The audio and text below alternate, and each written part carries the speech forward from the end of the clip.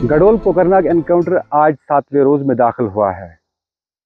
आपको बता दें कि अगर हम गुज़िश्ता शाम की बात करेंगे, गुज़िश्ता शाम मौरिका आराई की जगह से एक और फौजी की लाश जो है बरामद हुई है।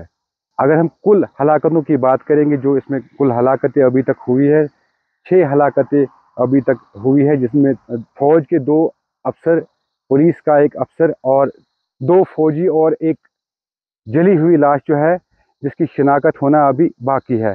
मौरिका आराई की अगर हम बात करेंगे, वहाँ पे अभी भी सर्च ऑपरेशन बड़े पैमाने पर जारी है।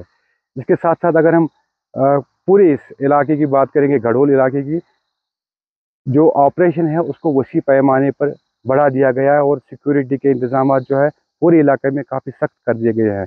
इसके साथ साथ अगर हम बात करेंगे, जिस तरह से पुलिस ने दावा किया था कि जो 2 दिन पहले वहाँ पे जलती हुई लाश मिली थी, वो हो सकता है कि उज़ैर खान नामी एक अस्करियत पसंद की है, जिसके नमूने हासिल किए गए हैं पहले ही, जिनको टेस्ट के लिए, डीएनए टेस्ट के लिए भेज दिया गया है।